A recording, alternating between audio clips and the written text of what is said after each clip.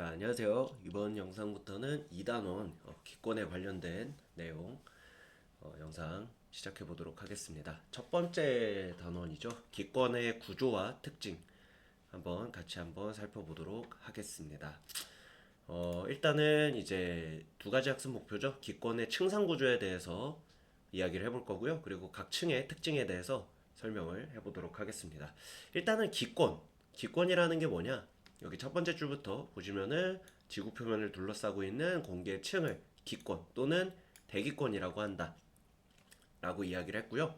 우리 이 기권 같은 경우에도 작년에 우리 같이 배웠었던 바다 있죠. 그 해수의 층상 구조와 비슷한 기준을 가지고 기권도 층을 나누게 되는데, 아래쪽에 이제 활동을 보시면은 이제 높이 0, 이건 지표면이죠. 지표면으로부터 위로 올라가면 올라갈수록 온도가 어떻게 변하는가에 대한 데이터가 나와 있는 표가 아래쪽에 제시되어 있습니다. 이걸 기반으로 기권의 높이에 따른 온도 분포를 그래프 형태로 이제 그려보면은요, 이런 형태로 그려지게 됩니다. 네, 살짝 이렇게 전체적으로 이제 보여드리면은 지표면부터 해서 온도가 위로 갈수록 점점 낮아지는데요.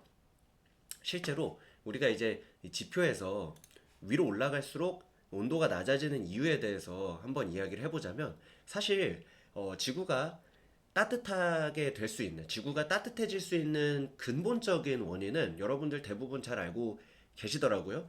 태양 에너지 때문에, 우주에서 지구로 이제 오는 태양 에너지 때문에 지구가 따뜻해질 수 있는 건데, 이게 우리가 이제 다음 단원, 아마 보통은 여기 이제 두 번째 단원 복사 평형에 대해서도 배우셨다시피, 사실 지구가 태양으로부터 열을 받으면 뜨겁게 달궈지고요. 이 뜨겁게 달궈진 물체들은 각자 또 가지고 있는 온도에 해당하는 에너지를 주변으로 방출하는데, 이때 이 에너지는 태양에서 오는 태양 복사 에너지의 양과 정확하게 일치하는 그런 이제 복사표명의 관계를 갖게 됩니다. 그래서 결국 하고자 하는 얘기가 뭐냐면, 이 지표면 근처에서는 지구의 온도에 비롯한 지구의 온도에 의해서 방출되는 지구 복사 에너지의 영향을 더 많이 받게 됩니다.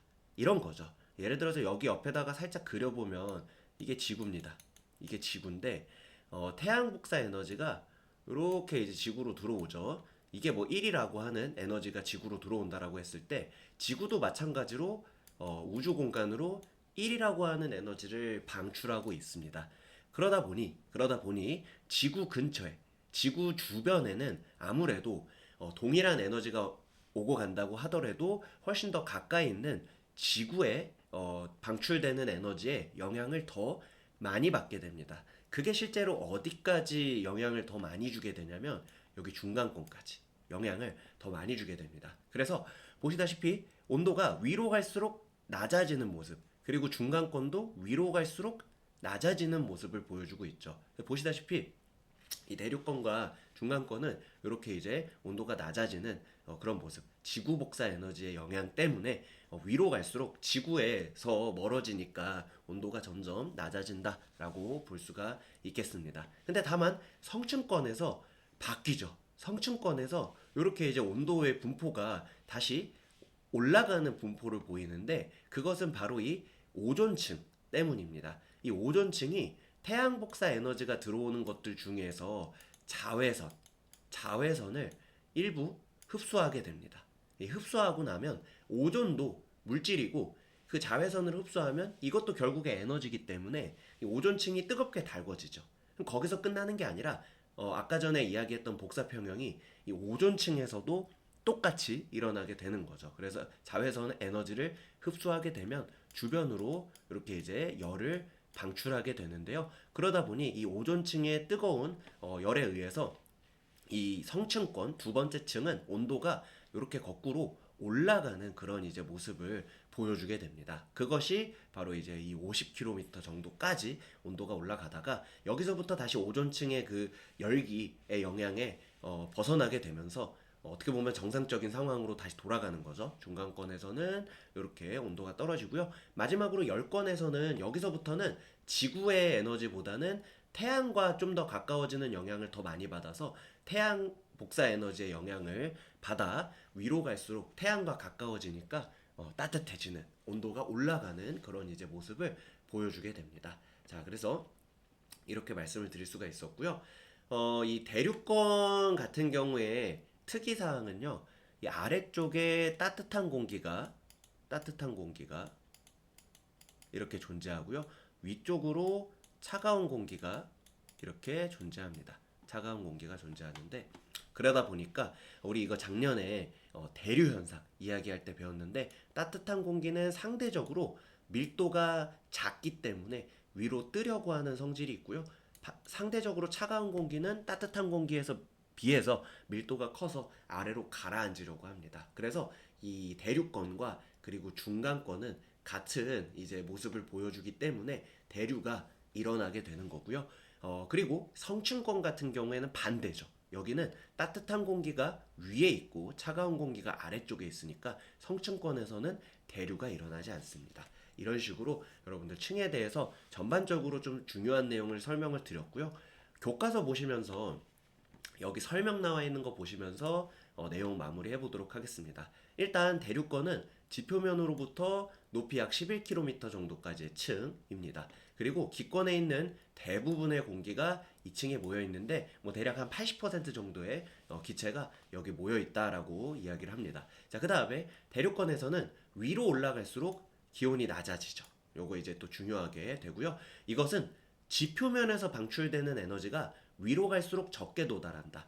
태양의 에너지 때문에 지구가 뜨거워지는 건 맞지만 그 뜨거워진 지구가 주변으로 마찬가지로 동일한 양의 에너지를 방출하고 있습니다. 그렇기 때문에 지표면 근처에서는 지구에서 방출하는 에너지 영향을 더 많이 받는다. 그래서 위로 갈수록 적게 도달하는 에너지 때문에 이 기온이 낮아지게 되고요. 이건 언제까지냐면 중간권까지 그렇다라는 말씀 꼭 기억해 주시면 좋겠습니다. 그리고 아까 말씀드렸다시피 차가운 공기가 위에 있고 따뜻한 공기가 아래에 있기 때문에 대륙권에서는 공기의 대류 현상이 활발히 일어나게 됩니다. 근데 여기서 추가적으로 구름이 만들어진다라는 얘기가 나오는데, 이 구름이 만들어지는 이유는 추가적으로 수증기가 대기 중 수증기가 많이 있어서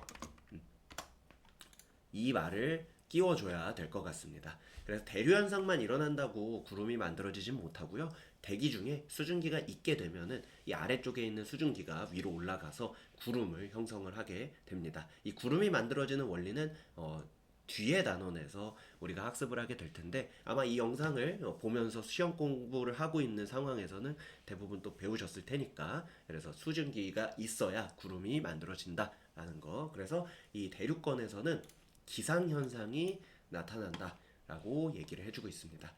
자, 그 다음 성층권으로 넘어가서 우리 이야기를 해보면은요, 성층권은 대륙권 계면으로부터 높이 약 50km까지 층이고요. 성층권에서는 이상하게 기온이 높아진다. 분명 중간권까지 지표면에서 방출되는 열의 영향을 많이 받는다라고 했는데, 그 까닭은 성층권에는 오존의 농도가 높은 오존층이 존재를 하고요.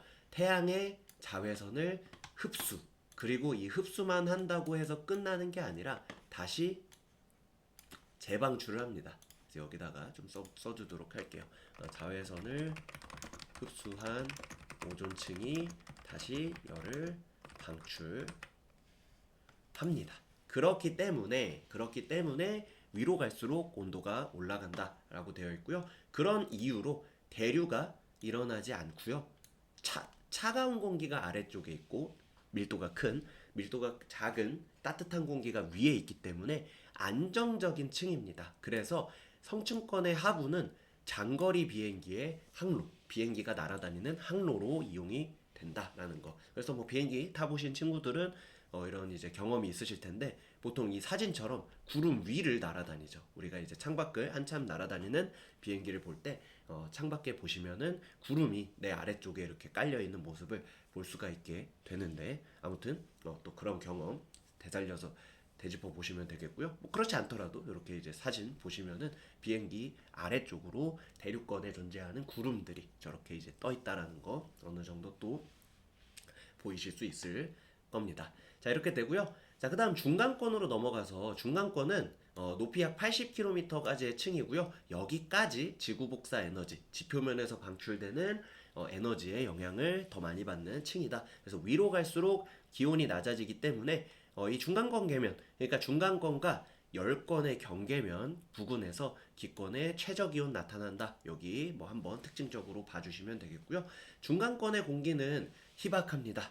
그리고 대류 현상이 일어나는 그런 상황입니다. 근데 공기가 너무 희박하기 때문에 수증기도 거의 없어요. 그래서 기상 현상은 발생하지 않는다라고 되어 있고요. 뭐 대기가 희박하지만 대기와 그리고 우주에서 날아드는 그런 이제 부스러기, 돌멩이 부스러기라든지 아주 작은 이제 소행성 이런 이제 친구들이 지구로 들어오면서 대기와의 마찰로 생기는 현상인 유성, 별똥별이라고도 하죠. 이 별똥별 유성은 중간권에서 주로 나타나는 현상이다라고 생각해 주시면 되겠습니다. 자, 마지막으로 열권은요. 여기서부터는 이제 지구의 지표면에서 방출되는 열보다는 태양의 직접적인 영향을 더 많이 받기 때문에 위로 올라갈수록 기온이 높아진다라고 나와 있습니다. 여기 중요하게 받아들여 주시면 될 것 같고요. 그리고 이제 대기가 거의 없기 때문에 낮과 밤의 기온차가 매우 커지는 그런 층이 됩니다.